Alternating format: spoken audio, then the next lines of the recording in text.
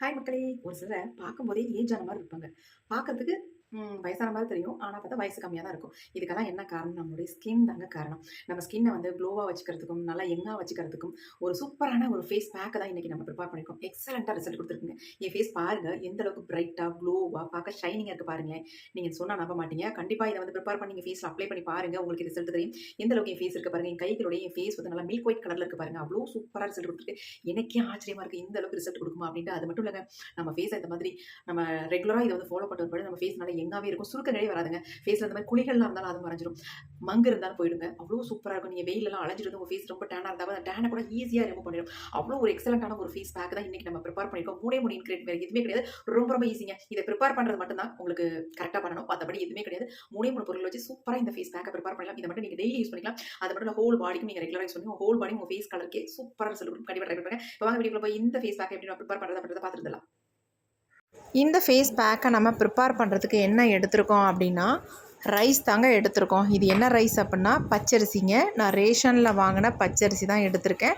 ஒரு 3 ஸ்பூன் அளவுக்கு நம்ம இந்த ரைஸை எடுத்துக்கலாம். இது கூடவே இன்னொரு முக்கியமான ஒரு பொருளை நம்ம சேர்க்க போகிறோம்.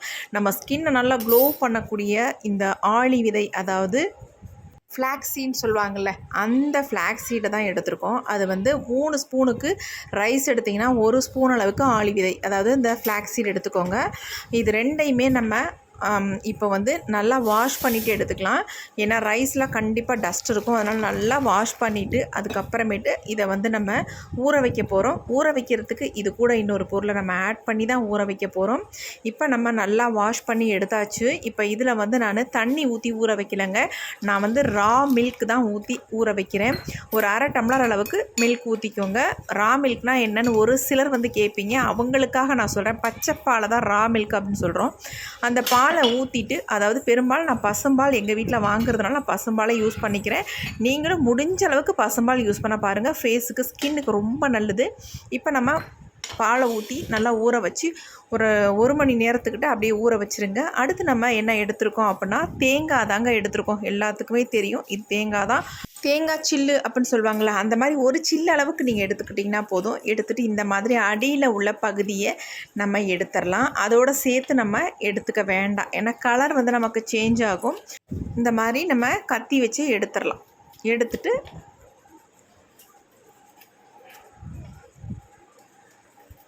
இப்போ நம்ம கொஞ்சம் கட் பண்ணி எடுத்துக்கலாம். இந்த அளவுக்கு நமக்கு தாராளமாக போதும். தேங்காய் சில்லு ஒரு சில்லு அளவுக்கு நம்ம எடுத்துருக்கோம். இப்போ இதை வந்து நம்ம அப்படியே எடுத்துக்காமல் இதை வந்து துருவி நம்ம எடுத்துக்கலாம். இந்த மாதிரி துருவிட்டு நம்ம யூஸ் பண்ணும்பொழுது ஈஸியாக இருக்கும். அதுக்காக தான் துருவி எடுத்துக்கிறது. அப்படி இல்லைனா சின்ன சின்னதாக நீங்கள் கட் பண்ணிக்கோங்க. இப்போ ஃபுல்லாக நம்ம துருவியாச்சு.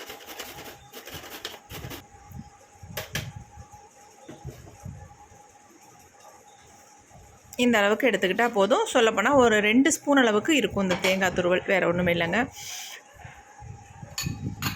அடுத்து நாம் இந்த மாதிரி ஒரு அகலமான பாத்திரம் எடுத்துக்கோங்க. நம்ம ஊற வச்சுருந்தோம் இல்லையா, அரிசியும் ஆளி விதையும், இப்போ அதை வந்து நம்ம இந்த பாத்திரத்தில் வந்து ஆட் பண்ணிக்கலாம். இது வந்து நம்ம வேக வச்சு எடுக்க போகிறோம். வேக வைக்கிறதுக்கு கண்டிப்பாக இந்த பால் வந்து பத்தாதுங்க.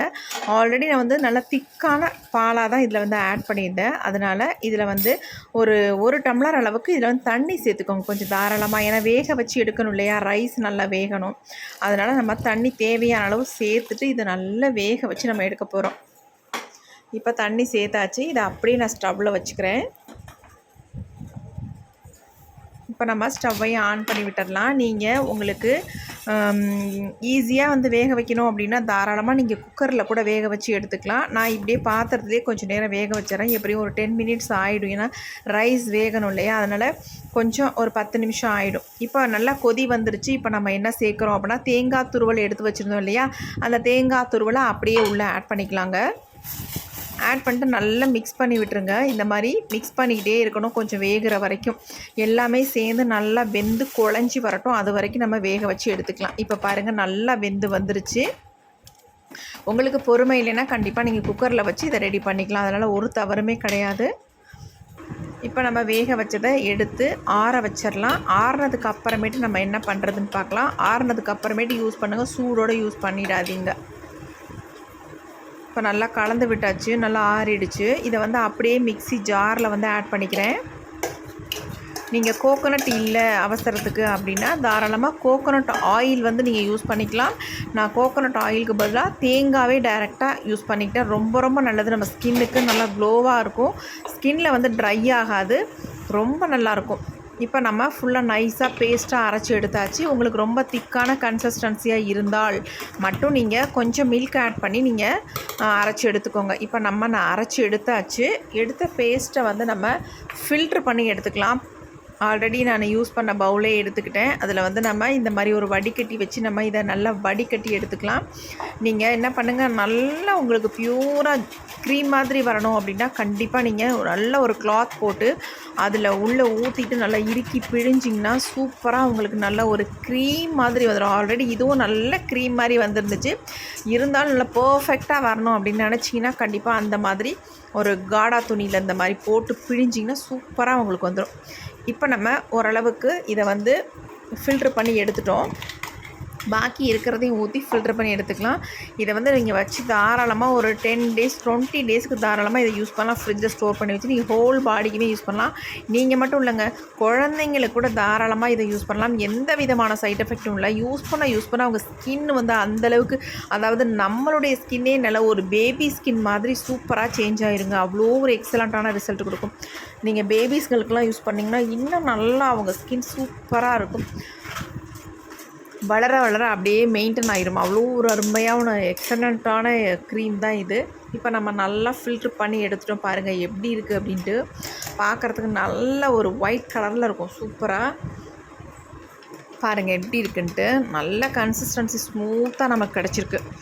இப்போ இதை வந்து நம்ம என்ன பண்ண போகிறோம் அப்படின்னா, இது அப்படியே இருக்கட்டும். ஒரு சின்ன பாத்திரம் ஒன்று எடுத்துக்கலாம். அதில் வந்து நம்ம என்ன பண்ண போகிறோம், ஒரு முக்கியமான ஒரு இன்க்ரீடியன்ட் நம்ம ஆட் பண்ண போகிறோம். நம்மளுடைய ஸ்கின்னில் இருக்க டர்ட்ஸ் எல்லாம் ரிமூவ் பண்ணி ஸ்கின்னை வந்து நல்லா பிரைட்டாகவும் க்ளோவாகவும் மாற்றுறதுக்கு, யங்காக வச்சுக்கிறதுக்கு ஒரு சூப்பரான இன்க்ரீடியன்ட் நம்ம ஆட் பண்ண போகிறோம். அது என்னென்னா கார்ன்ஃப்ளவர் மாவு தாங்க. ஒரு ஸ்பூன் அளவுக்கு கார்ன்ஃப்ளவர் மாவு எடுத்துக்கோங்க. டேரெக்டாக அதில் ஆட் பண்ணிங்கன்னா உங்களுக்கு கட்டி தட்டும். அதனால் நீங்கள் ஈஸியாக இதை வந்து மிக்ஸ் பண்ணுறதுக்கு ஒரு ஸ்பூன் அளவு கார்ன்ஃப்ளவர் மாவு எடுத்துகிட்டு அதில் கொஞ்சமாக வாட்டர் ஆட் பண்ணி நல்லா அந்த மாதிரி கலந்து விட்டுக்கோங்க. கலந்ததுக்கு அப்புறமேட்டு நம்ம எடுத்து வச்சுருக்க க்ரீமை வந்து உள்ளே இதோட சேர்த்துக்கலாம். சேர்த்துட்டு இதை வந்து நம்ம இப்போ என்ன பண்ண போகிறோம் அப்படின்னா, நமக்கு வந்து ஸ்டோர் பண்ணி வச்சு யூஸ் பண்ணணும் இல்லையா, அதனால் இதை வந்து கண்டிப்பாக நீங்கள் சூடுபடுத்தணும். அப்போ தான் நமக்கு வந்து ஸ்டோர் பண்ணி வச்சாலும் அப்படியே கெட்டு போகாமல் இருக்கும். இப்போ நம்ம அடுப்பில் வச்சாச்சு. இதை நல்லா ஒரு கொதி வர வரைக்கும் இதை வந்து மிக்ஸ் பண்ணி விட்டுக்கிட்டே இருக்கலாம். ஆல்ரெடி நம்ம இதில் வந்து கார்ன்ஃப்ளவர் மாவு வேறு சேர்த்துருக்கோம் இல்லையா, அப்படி சேர்த்து நம்ம மிக்ஸ் பண்ணும் பொழுது ஒரு திக்கான கன்சிஸ்டன்சிக்கு வந்துடும். நல்லா ஒரு க்ரீமியாக நமக்கு வர ஆரம்பிச்சிடும். அதனால் அடி பிடிக்காத அளவுக்கு நல்லா மிக்ஸ் பண்ணி விட்டுக்கோங்க. பாருங்கள், மிக்ஸ் பண்ண நல்லா திக்காக வந்துடுச்சு பாருங்கள். நமக்கு ஒரு க்ரீம் மாதிரி வந்தோன்னா ஆஃப் பண்ணிடலாம். நல்லா மிக்ஸ் ஆகிடுச்சு. நல்லா பபிள்ஸ் வர ஆரம்பிச்சிச்சு பாருங்கள். இந்த ஸ்டேஜில் நம்ம ஸ்டவ் ஆஃப் பண்ணிடலாம். இப்போ நாம் இதை எடுத்து அப்படியே கீழே வச்சு நல்லா ஆறுனதுக்கு அப்புறமேட்டு நம்ம ஒரு பவுலுக்கு ட்ரான்ஸ்ஃபர் பண்ணிக்கலாம். நீங்கள் என்ன பண்ணுங்கள், நல்லா ஒரு ஏர்டைட் பாட்டில் இருந்துச்சுன்னா பாட்டிலில் கண்டிப்பாக ஸ்டோர் பண்ணுங்கள். டப்பாலெலாம் போட்டு வைக்காதீங்க. பாட்டில் தான் ரொம்ப நல்லது. கெட்டு போகாமல் இருக்கணும்னா கண்டிப்பாக பாட்டிலில் போட்டு ஃப்ரிட்ஜில் ஸ்டோர் பண்ணி வச்சுக்கோங்க. இப்போ வந்து நமக்கு தேவையான அளவு க்ரீம் வந்து கிடச்சிருச்சு. இந்த க்ரீமில் நீங்கள் எதுவுமே நீங்கள் சேர்க்க வேணாம். அப்படியே உங்கள் ஃபேஸில் நீங்கள் அப்ளை பண்ணிக்கலாம். உங்களுக்கு தேவைப்பட்டதுன்னா மட்டும் கோகோனட் ஆயில் தேவைன்னா மட்டும் யூஸ் பண்ணிக்கோங்க. கோகோனட் ஆயில் தான் யூஸ் பண்ணணுன்றதில்ல, பாதாம் ஆயில் நீங்கள் யூஸ் பண்ணிக்கலாம். என்ன ஆயில் உங்கள்கிட்ட இருக்கோ அதை தாராளமாக யூஸ் பண்ணிக்கலாம். சும்மா ஒரு ஃபியூ ட்ராப்ஸ் மட்டும் அதில் ஆட் பண்ணிக்கோங்க. நான் எதுவுமே ஆட் பண்ணலை. நமக்கு செம்ம சூப்பரான ஒரு க்ரீம் வந்து ரெடி ஆயிடுச்சு. இப்போ இந்த க்ரீமை என்னுடைய ஃபேஸ்லேருந்து நல்லா ஒரு பேக் மாதிரி போட்டு உங்களுக்கு காட்ட போகிறேன். நம்ம ரிசல்ட் பார்க்க போகிறோம். இப்போ நம்ம ஃபேஸில் அப்ளை பண்ண போகிறோம். அதுக்கான க்ரீம் வந்து ரெடி ஆயிடுச்சு. கன்சிஸ்டன்சி பாருங்கள், சூப்பராக இருக்குது. நம்ம ஃபேஸில் அப்ளை பண்ணால் வலியக்கூடாது, அந்தளவுக்கு நல்ல ஒரு கன்சிஸ்டன்சியில் ரெடி பண்ணிக்கோங்க. இதை வந்து அப்ளை பண்ணுறதுக்கு முன்னாடி நம்ம ஃபேஸை வந்து நல்லா க்ளீன் பண்ணிக்கணும். அதுக்கப்புறமேட்டு தான் நம்ம ஃபேஸில் அப்ளை பண்ணணும். நான் இதை வந்து ஒரு பேக் மாதிரி என்னுடைய ஃபேஸில் அப்ளை பண்ண போகிறோம். நீங்கள் வந்து ரெகுலராக டெய்லி யூஸ் பண்ணுறீங்க, வெளியில் போகிறீங்க, நீங்கள் ஆஃபீஸ் போகிறீங்க, என்னால் டெய்லி வந்து ஃபேஸ் பேக்காக அப்ளை பண்ண முடியாது அப்படின்றவங்க க்ரீம் மாதிரி அப்ளை பண்ணிக்கோங்க. கொஞ்சமாக எடுத்து உங்கள் ஃபேஸில் ஃபுல்லாக லைட்டாக ஒரு அப்ளை பண்ணிவிட்டு ஒரு ஜென்டிலாக ஒரு மசாஜ் ஒன்று கொடுத்து நீங்கள் தாராளமாக படுத்துக்கலாம். காலையில் எழுந்திரிச்சு ஃபேஸ் வாஷ் பண்ணிக்கலாம். நீங்கள் 1 நாள் பண்ணுங்கள், 2 நாள் பண்ணுங்கள், 3ஆம் நாள் உங்களுடைய ஃபேஸான்னு நினச்சி பார்ப்பீங்க. அந்தளவுக்கு ஒரு சூப்பரான ரிசல்ட் உங்களுக்கு கிடைக்கும். ஃபர்ஸ்ட் டைமே இப்போ நான் பேக் மாதிரி உங்களுக்கு அப்ளை பண்ணி காட்டுறேன் பாருங்கள், என் ஃபேஸ் எந்த அளவுக்கு சேஞ்ச் ஆகுதுன்னு. நல்ல மாவு முகத்தில் பூசுனது மாதிரி ஃபேஸ் வந்து வெள்ளை வெள்ளேன்னு நல்ல பிரைட்டாக மாறிடுதுங்க. அதேமாதிரி அது மட்டும் இல்லைங்க, நல்லா ஒரு ஷைனிங் கொடுக்குது, பார்க்குறதுக்கு நல்லா க்ளோ இருக்குது. அவ்வளோ சூப்பராக நமக்கு வந்து சேஞ்ச் ஆக்கிடுது. நான் பாருங்கள் நல்லா திக்காக அப்ளை பண்ணிட்டேன். கண் மட்டும்தான் அப்ளை பண்ணலை கண்ணில், மற்றபடி ஃபுல்லாக நான் நல்லா திக்காக ஒரு கோட் கொடுத்துட்டேன் பாருங்கள். ஒரு மாஸ்க் மாதிரி ஃபேஸில் நான் அப்ளை பண்ணிட்டேன். இந்த மாதிரி பாருங்கள் எப்படி இருக்குன்ட்டு. அதனால் ஒன்றும் இல்லை, இது உங்களுக்கு ரொம்பலாம் ட்ரை ஆகாது. நம்ம ஒரு 20 மினிட்ஸ் மட்டுமே ஃபேஸில் வச்சுருந்தா போதும். ரொம்ப நேரம்லாம் வச்சுக்கணுன்ற அவசியமே இல்லை. 20 மினிட்ஸ்குள்ளேயே உங்கள் ஃபேஸை வந்து நல்லா பிரைட்டன் பண்ணி கொடுத்துரும். அவ்வளோ சூப்பராக இம்மீடியட்டாக உங்கள் ஃபேஸை வந்து சேஞ்ச் பண்ணும். அவ்வளோ சூப்பராக இருக்கும். இப்போ நம்ம ஃபுல்லாக அப்ளை பண்ணியாச்சு. ஒரு 20 மினிட்ஸ் மட்டும் விட்டுட்டு பார்க்கலாம். இப்போ 20 மினிட்ஸ் ஆயிடுச்சு. ஃபேஸை நம்ம என்ன பண்ண போகிறோம் அப்படின்னா, ஃபஸ்ட்டு நம்ம முகத்தில் நிறைய நம்ம அதாவது ஒரு மாஸ்க் மாதிரி அப்ளை பண்ணியிருந்தோம் இல்லையா, அதனால் கொஞ்சமாக நம்ம அந்த ஃபேஸ்லேருந்து வலிச்சு எடுத்துடலாம். அப்போ நமக்கு ஈஸியாக இருக்கும். அதுக்காக தான் நான் சொல்கிறேன். இந்த மாதிரி கையிலேயே நான் கொஞ்சம் எல்லாத்தையும் மேலாப்பில் வலிச்சு எடுத்துட்டேன். இப்போ நம்ம ஜென்டலாக மசாஜ் தான் பண்ண போகிறோம். கண்டிப்பாக மசாஜுன்றது முக்கியம். இந்த மாதிரி மசாஜ் பண்ணும்பொழுது ப்ளட் சர்க்குலேஷன் நல்லாயிருக்கும். ஃபேஸில் இருக்க டெட் செல்ஸ் எல்லாம் ரிமூவ் பண்ணும். ஃபேஸ் வந்து பார்க்குறதுக்கு நல்லா ஸ்மூத்தாக சாஃப்டாக மாறும். அதனால தான் நம்ம இந்த மசாஜ் பண்ணுறது. ஜென்டலாக மசாஜ் பண்ணும், வேகமாக எப்பயுமே பண்ணக்கூடாது. நம்ம ஸ்கின்னுக்கு எந்த டேமேஜும் வராத அளவுக்கு நம்ம ஸ்கின்னை வந்து மசாஜ் பண்ணணும். என்ன தான் நம்ம இந்த மாதிரிலாம் பண்ணாலும் நம்ம ஃபேஸுக்கு ஒரு நேச்சுரல் க்ளோ வரணும் அப்படின்னா கண்டிப்பாக நம்ம சாப்பிட்றது ரொம்ப ரொம்ப முக்கியங்க. நம்ம ஸ்கின்னுக்கு என்னென்னலாம் தேவையோ அதுக்கு தகுந்தது மாதிரி நம்ம இன்டேக் எடுக்கும் பொழுது நம்ம ஸ்கின் வந்து ஆட்டோமேட்டிக்காக நல்லா ப்ரைட்டாக க்ளோவாக மாறும். இது வந்து சைடு தான், நமக்கு ஒரு சப்போர்ட் தான். அது நல்லா நிறைய தண்ணி குடிக்கணும். அப்போ தான் நம்ம ஸ்கின் நல்லா ஹைட்ரேட்டாக இருக்கும். அது மட்டும் இல்லை, நல்ல ஃப்ரூட்ஸ் சாப்பிடணும், வெஜிடபிள்ஸ் சாப்பிடணும். இந்த மாதிரிலாம் நல்லா ஒர்க் அவுட் பண்ணணும். இதெல்லாம் ரொம்ப ரொம்ப முக்கியங்க நம்ம ஸ்கின்னுக்கு. இதெல்லாம் நம்ம இதெல்லாம் பண்ணோம்னா நம்ம ஸ்கின் எப்போயுமே யங்காக இருக்கும், பார்க்குறதுக்கு செம்மையாக இருக்குங்க. கண்டிப்பாக நீங்கள் ட்ரை பண்ணி பாருங்கள். இப்போ என் ஃபேஸ் பாருங்கள் எப்படி இருக்குது அப்படின்ட்டு. நான் ஒரு பகுதியை மட்டும் நல்லா தொடச்சி காட்டுறேன், எந்த அளவுக்கு நமக்கு வந்து ஸ்கின்னை வந்து சேஞ்ச் பண்ணி கொடுத்துருக்கு அப்படின்ட்டு.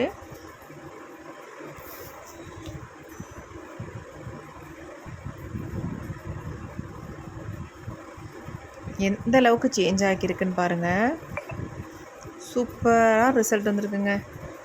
கண்டிப்பாக ட்ரை பண்ணுங்கள். ட்ரை பண்ணால் தான் நமக்கு ரிசல்ட்டு தெரியும். கை பாருங்கள் எப்படி இருக்குன்ட்டு. என் ஃபேஸ் பாருங்கள், நல்லா மாவை எடுத்து முகத்தில் பூசுனது மாதிரியோ அல்லது ஃபவுண்டேஷன் போட்டது மாதிரி ஒரு ஸ்கின் நமக்கு கிடச்சிருக்கு பாருங்கள். எவ்வளோ சூப்பராக ஸ்மூத்தாக சாஃப்டாக செம்ம சூப்பராக இருக்குங்க. நம்ம ஸ்கின் நல்லா சேஞ்ச் ஆகிருக்கு. இப்போ நான் இன்னொரு பக்கமும் இந்த மாதிரி ஸ்பூனாலாம் எடுத்துக்கிறேன். ஈஸியாக இருக்குன்றதுனால தான் இந்த மாதிரி ஸ்பூன் நான் பயன்படுத்துகிறேன், வேறு எதுக்காகவும் இல்லை.